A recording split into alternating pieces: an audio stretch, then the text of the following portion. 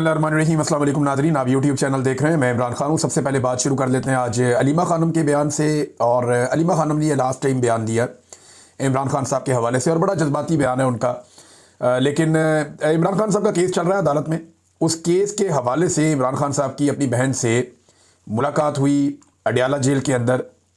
और फिर इमरान खान साहब की बहनों ने और इमरान खान ने मिलकर ये फ़ैसला किया कि आइंदा इमरान खान साहब का जो पैगाम है वो अलीमा खानम की बजाय दूसरी बहनें सुना दिया करें।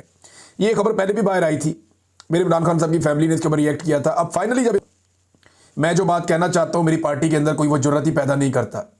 मैं जो पैगाम देता हूँ या बयानियाँ जो देता हूँ उसका बोझ कोई उठा ही नहीं सकता। मैं जो बात बाहर पहुँचाना चाहता हूँ जब वो कोई और नहीं कहता तो फिर मैंने अपनी बहनों के ज़रिए से आहिस्ता आहिस्ता इस बयानिए को बाहर पहुँचाया। और जो बात मैं कहना चाहता था अपने पैगाम के अंदर, वो काफ़ी अरसे से आहिस्ता आहिस्ता वो पैगाम दिया जो बाकी कोई इसका बोझ नहीं उठा सका। ये इमरान खान के अल्फाज हैं। उन्होंने कहा कि जब कोई बोझ नहीं उठा सका तो मैंने ये पैगाम अपनी बहन को दिया कि वो बाहर जाकर मीडिया को दे, और इसी वजह से मेरी बहन के खिलाफ मुहिम चलाई जा रही है। इमरान खान ने यह भी कहा कि ये पार्टी 30 साल से है। आज तक मेरी बहनों की कोई दिलचस्पी पार्टी के अंदर नहीं थी और ना किसी ओहदे लेने और ना किसी फैसले में शरीक होने की उन्होंने कभी कोशिश की। तो इस किस्म की बात नहीं होनी चाहिए थी जो मेरी बहनों के बारे में की गई। यानी बहुत सारे लोग अब करते हैं ना, देखें शेर अफजल मरवत ने, गंडापुर ने और कुछ और लोग हैं। ये एक्चुअली गंडापुर की सारी पार्टी के करीबी लोग हैं। पहले गंडापुर शेर अफजल मरवत से बहुत नफरत करते थे, लेकिन अभी अगर आप देखें तो शेर अफजल मरवत और गंडापुर के बीच में से हवा भी नहीं गुजर सकती। बड़ी करीबी ताल्लुकात हैं। अल्लाह ताला ये दोस्ती सलामत रखे। अब उसमें जो है वो मरवत साहब हों या दीगर लोग हों या गंडापुर के नज़दीक जो लोग भी हैं, वो सारे इस वक्त अलीमा खानम के ऊपर कीचड़ उछालते हैं। तो इस पर इमरान खान साहब को तकलीफ हुई। उनकी बहनों ने कहा कि इमरान खान ही चेयरमैन है और पीटीआई इमरान खान की जमात है। यानी बहनें तो यही कहेंगे ना कि उसने इतनी मेहनत की, सारी ज़िंदगी हमारे भाई ने लगाई है, वो यहाँ तक लेकर आए एक पोलिटिकल पार्टी को, अब उसको अलग तो नहीं कर सकते। अब ये बात क्यों करते हैं कि इमरान खान के बाद कौन होगा? हमारा असल फोकस इमरान खान की रिहाई है जो नाजायज़ कैद में है। हम सारा दिन लगाकर और मेहनत करके इसलिए नहीं आते, अपनी जान को भी खतरे में डालते हैं, बार बार गिरफ्तार करने की भी चीज़ें होती हैं कि इमरान खान सारी ज़िंदगी जेल में रहे या 10 साल तक जेल में रहे। ये बातें हमारे कानों में डाली जाती हैं कि अगले 10 साल इमरान खान कैद से बाहर नहीं निकलेंगे। इमरान खान चेयरमैन हैं और चेयरमैन रहेंगे, और इंशाअल्लाह ये भूल जाए हमारे मुखालिफिन कि इमरान खान अगले 10 साल कैद में रहेंगे, क्योंकि वो नाजायज़ कैद है। केसेस उनके ख़त्म हो गए हैं, लेकिन जब वो बंद हैं और आइसोलेशन में है। अच्छा, एक और बात उन्होंने बताई कि इमरान खान ने बताया कि मैं आसिम लॉ के सामने नहीं झुकूंगा। फिर उनकी फैमिली ने कहा जी हम भी नहीं झुकेंगे। फिर अलीमा खानम ने बताया कि मेरे ऊपर भी वारंट्स हैं और लेकिन हम इससे परेशान नहीं हैं। अगर वो गिरफ्तार कर भी लें तो हमें कोई परवाह नहीं है, क्योंकि हम पहले भी गिरफ्तार हो चुके हैं।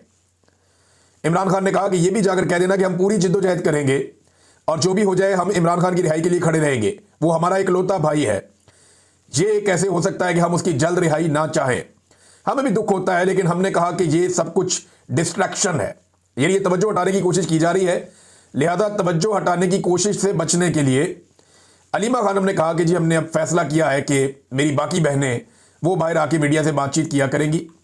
फिर इमरान खान ने यह भी बताया कि अब उन्हें मुकम्मल कैद तन्हाई में डाल दिया जाएगा। ये इमरान खान साहब को पैगाम दे दिया गया है।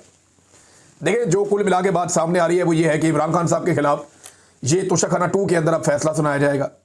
हालांकि कल के दिन में तोशाखाना 2 की बरीयत के हवाले से इमरान खान साहब का इस्लामाबाद हाई कोर्ट में केस लगा हुआ है, लेकिन वो नहीं होना, उन्हें इंसाफ नहीं मिलना मुश्किल है। अब उसमें फर्दर ये होगा, कोई ना कोई तरीका करके डिले कर दिया जाएगा और फिर एक लंबी डेट दे दी जाएगी और अगली डेट से पहले इमरान खान साहब को सजा सुना दी जाएगी।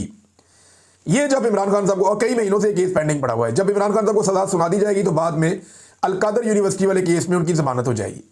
फिर इमरान खान साहब एक और मुकदमे में अंदर हो जाएंगे। और अब यह बताया जा रहा है कि इमरान खान साहब को यहां से जेल से मुंतकिल करके किसी और जगह पे ले जाया जाएगा और मुकम्मल तौर पे आइसोलेशन में या कैद तन्हाई में इमरान खान को डाल दिया जाएगा, क्योंकि पाकिस्तान के आर्मी चीफ बहुत गुस्से में, वो पसंद नहीं करते इमरान खान साहब को। ये बात तो सब जानते हैं कि आर्मी चीफ आसिम मुनीर का बस नहीं चल रहा कि वो किस तरीके से इमरान खान से बदला लें। और इमरान खान साहब जो भी बात करते हैं खुलकर, देखें कोई भी कभी किसी आर्मी चीफ के खिलाफ बोल नहीं पाया, पाकिस्तान में कभी बात कर ही नहीं पाया। ये बहुत ताकतवर लोग होते हैं, ये पूरी फौज इनके साथ होती है, हथियार होते हैं, बहुत सारे लोग होते हैं, एजेंसियां कंट्रोल करते हैं, तो पूरे निज़ाम को ये काबू करते हैं, सियासतदानों को भी, अदालत को भी। तो आर्मी चीफ के खिलाफ बोलना पाकिस्तान के अंदर या पाकिस्तान जैसे मुल्क के अंदर नामुमकिन होता है। अब इमरान खान ने ये काम किया है तो आर्मी चीफ को गुस्सा तो आएगा। और वो बदला भी लेंगे और वो बदला आपको बार बार दिखाई भी देता है। बहरहाल ये इमरान खान साहब ने बताया कि मुझे आइसोलेट कर दिया जाएगा। बाकी जो इमरान खान साहब का डिटेल पैगाम है वो उनके सोशल मीडिया की जानिब से जारी किया जाएगा। जब वो पैगाम आता है तो मैं आपके साथ शेयर करूंगा। एक और बड़ी खबर है और ये खबर है आज़ाद कश्मीर के हवाले से। ज्वाइंट अवामी एक्शन कमेटी ने जो मुज़ाकरात किए थे मौजूदा हुकूमत के साथ, चाहे वो वफाकी हुकूमत है चाहे वो वहाँ की आज़ाद कश्मीर की हुकूमत है, उन मुज़ाकरात के नतीजे में जो चीज़ें उन्होंने हासिल की हैं अभी तक वो चीज़ें तो मिली नहीं, लेकिन कुछ एक्शन शुरू हो गए। मिसाल के तौर पे पहला एक्शन कि जो 50 मेन रहनुमा हैं अवामी एक्शन कमेटी के, जो एक्टिव लोग थे, उनके 50 के करीब लोगों के नाम डाल दिए गए हैं नो फ्लाई जोन लिस्ट के अंदर। यानी ये लोग अब पाकिस्तान से बाहर ट्रेवल नहीं कर पाएंगे। एयरपोर्ट से किसी जहाज में बैठ के चाहे उम्रा करना है, चाहे इन्होंने हज पे जाना है, चाहे इन्होंने बाहर किसी और मुल्क में जाना है, ये लोग अब पाकिस्तान से बाहर ट्रेवल नहीं कर पाएंगे। इनके नाम एजेंसियों ने डलवा दिए हैं वजारत दाखिला के जरिए से नो फ्लाई लिस्ट के अंदर। तो अब ये लोग जो है वो ट्रेवल नहीं कर पाएंगे। पहला कदम तो ये उठाया गया। लेकिन हैरत की बात है कि इनमें से कोई भी बाहर जाना भी नहीं चाहता। मेरी जब इन लोगों से बात होती है वो कहते हैं जी हम बाहर जा ही नहीं सकते, हमारे पास इतने पैसे ही नहीं है। यानी एक की किताबों की दुकान है, उसका सीजन लगता ही तब है जब बच्चों के स्कूल खुलते हैं, नई क्लासेस आती हैं। एक जो है वो तारों का काम करता है, जो इंटरनेट की तारें होती हैं वो ये डालता है। ये लीडर्स हैं, मैं आपको बता रहा हूं। एक और जो है उसकी कोई और बेकरी है। यानी ये सारे दुकानदार है, ताजिर है, कोई इधर मोहल्ले में कोई उधर रहता है, कोई छोटा मोटा काम करता है। इस तरह के लोग हैं जो सारे लीडर है अवामी एक्शन कमेटी के। इनके पास पैसा होता तो ये बड़ा कारोबार करते, या मुल्क से बाहर जाने की इनकी हैसियत होती तो पहले चले जाते। आज़ाद कश्मीर में तो बड़ा ट्रेंड है बाहर जाने का। तो ये गरीब लोग हैं, अपने लोगों के साथ जुड़े, वो कहते हैं ना हमने बाहर जाना है और ना हमें बाहर जाने का कोई शौक है, हमारा फोकस सिर्फ अपने काम के ऊपर है। इन्होंने हमसे वादा किया हुआ है और याद रखिएगा वादे में गारंटी मिलिट्री एस्टेब्लिशमेंट के उन अफसरान ने दी हुई है जो बीच में पड़े हुए थे, बाकायदा गारंटी है। तो 15 दिन के अंदर अगर ये चीजें हो जाती हैं तो ठीक है, अगर ये चीजें नहीं होती तो अवामी एक्शन कमेटी फिर उसके ऊपर एक एक्शन लेगी। पाकिस्तान के जो आज़ाद कश्मीर से बाहर के इलाके हैं वहां से रिपोर्टें अच्छी नहीं आ रही। बहुत सारे लोग इसको रिपोर्ट भी कर रहे हैं। यानी हद तक हमें सलूक किया जा रहा है। शनाख्ती कार्ड देखने के बाद इस्लामाबाद पुलिस की जानिब से तशद्दुद बनाए जाने की, हद तक हमें सलूक की खबरें व्हाट्सएप ग्रुप के अंदर, ऑडियो, और ये सारी चीजें जो है गर्दिश कर रही।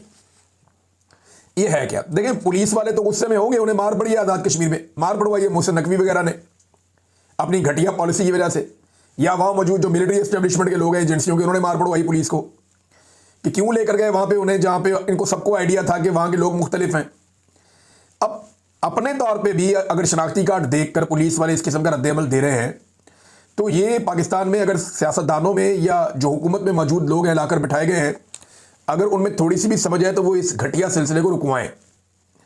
एक और वाकया रिपोर्ट हुआ आज़ाद कश्मीर के शहरियों के हवाले से कि मीरपुर थकियाला के 3 नौजवानों को इस्लामाबाद एयरपोर्ट से वापसी पर तशद्दुद का निशाना बनाने और कश्मीर मुर्दाबाद के नारे लगवाने की खबरें सामने तवातर के साथ आई हैं। अब देखिए, अगर इस तरह के वाकयात होने तो इन लोगों को सामने आकर बताना चाहिए ऐसा कुछ हुआ या नहीं हुआ। इस तरह की खबरों से नफरत बढ़ती चली जाएगी। ये अहमद फरहाद साहब ने भी इसके ऊपर कहा है कि सामने आए और आकर बात करें, ऐसा कुछ हुआ या नहीं हुआ। ऐसी खबरें फैलाने से मामला जो है वो मजीद खराब हो जाएंगे। और अगर ऐसा हुआ है तो ये वाकयात रिपोर्ट करें ताकि कानूनी चाराजोई और लायामल का आगाज किया जा सके। कुछ 200 बंदों की एक लिस्ट और भी बनी है मेरी इत्तला के मुताबिक कि अगर ये 200 बंदे काबू कर लिए जाएं आज़ाद कश्मीर में तो अवामी एक्शन कमेटी जो है वो अमली तौर पे नाकारा हो जाएगी, ये भी कहा जा रहा है। तो क्या ये हो पाएगा? सवाल ये है ना। तो अवामी एक्शन कमेटी के लोग कहते हैं 200 छोड़ के हमारे 2000 बंदे भी आप पकड़ लेंगे ना, आप कुछ कर नहीं सकेंगे। एक और चीज जो उनकी जानिब से सामने आई है कि 9 तारीख को अब वो जश्न मनाने जा रहे हैं। पहले उन्होंने 3 रोजा सोग का ऐलान किया था कि हमारे जो लोग शहीद हो गए, जो नुकसान हुआ, जितना आज़ाद कश्मीर के अंदर मार कुटाई और लड़ाई हुई, हम इसके ऊपर सोग मनाएंगे। और अब उन्होंने जो उन्हें अल्लाह रब्बुल इज़्ज़त ने कामयाबी दी और वो इत्तफाक और इत्तेहाद के ज़रिए से उन्होंने पाकिस्तानी एस्टेब्लिशमेंट को शिकस्त दी है। देखिए, ये एस्टेब्लिशमेंट पाकिस्तान की तीसरी चौथी मरतबा हारी है। एक इन्हें बदतरीन शिकस्त हुई थी पाकिस्तान की एस्टेब्लिशमेंट को 1971 में, मुल्क ही टूट गया था, ये हार नहीं मान रहे थे। दूसरी इनको एक बदतरीन शिकस्त जो है वो ये भी हो चुकी है, एक 8 फरवरी 2024 को बड़ी बदतरीन शिकस्त हुई पाकिस्तान की एस्टेब्लिशमेंट को, लोगों ने इनकी नाक में दम कर दिया। फिर इससे पहले भी शिकस्तें हो चुकी हैं, लेकिन ये एक बड़ी बड़ी शिकस्तें हैं। अब एक बड़ी शिकस्त उन्हें आज़ाद कश्मीर में हुई है जहां पे उन्हें अपने मौक़िफ़ से पीछे हटना पड़ा और अवाम की बात माननी पड़ी। अब लोग ये कह रहे हैं कि हमें क्योंकि 15 दिन का टाइम दिया हुआ है हम सिर्फ 15 दिन इंतज़ार करेंगे। मुशाहिदा जो है बड़ा ज़बरदस्त है। उन्होंने कहा दुनिया में मसनूई जहानत यानी आर्टिफिशियल इंटेलिजेंस का अदलिया में इस्तेमाल जो है, इसके हवाले से बहस हो रही है कि आर्टिफिशियल इंटेलिजेंस के जरिए से फैसले करवाए जाएं और उसके अंदर फैसले डाल दिए जाएं। लेकिन इसके मुखालिफिन ये कहते हैं कि क्योंकि मसनूई जहानत ये प्रोग्रामेबल होती है कि इसको बनाया जाता है बाकायदा, इसलिए जो रोबोट कुर्सी इंसाफ पर बिठाए जाएंगे वो प्रोग्रामर्स के मरहून मिन्नत होंगे। यानी जो प्रोग्रामर उस रिपोर्ट को जिस तरीके से तैयार करेगा उस रिपोर्ट को, वो रिपोर्ट वैसे ही फैसले देगा। लिहाजा उनके फैसले हमेशा उन प्रोग्राम्स के ताबे होंगे जो उनमें वक्तन फवक्तन फीड किए जाएंगे, और यह कि कंप्यूटर या रिपोर्ट कभी भी मवाफिक हक के आज़ादाना रखने के काबिल नहीं होंगे। यानी वो ये कहते हैं कि ये आज़ाद हो ही नहीं सकते, अपने दिमाग से सोच ही नहीं सकते रिपोर्ट, वो वही करेंगे जो प्रोग्रामर उनके साथ करना चाहेगा। तो उन्होंने कहा जी मैं इससे इत्तफाक नहीं करता था, लेकिन 3 सितंबर की मीटिंग के बाद मेरा नुक्ता नज़र मसनूई जहानत का अदलिया में बतौर फैसला कुनिंदगान इस्तेमाल के नाकदीन के साथ हम आहंग हो चुका है। समझे ज़रा। उन्होंने दूसरे अल्फाज में कहा कि जनाब आप सारे रिपोर्ट हैं, आपके प्रोग्रामर्स ने आपको लाके यहाँ हाई कोर्ट के अंदर बिठाया हुआ है, तो आपके अंदर जो फीड कर दिया जाता है वही आप करते हैं और आपकी अपनी कोई राय नहीं है। ये उन्होंने कहा सादा अल्फाज में। अब तक के लिए इतनी अपना ख्याल रखिएगा अपने चैनल का भी। अल्लाह हाफिज़।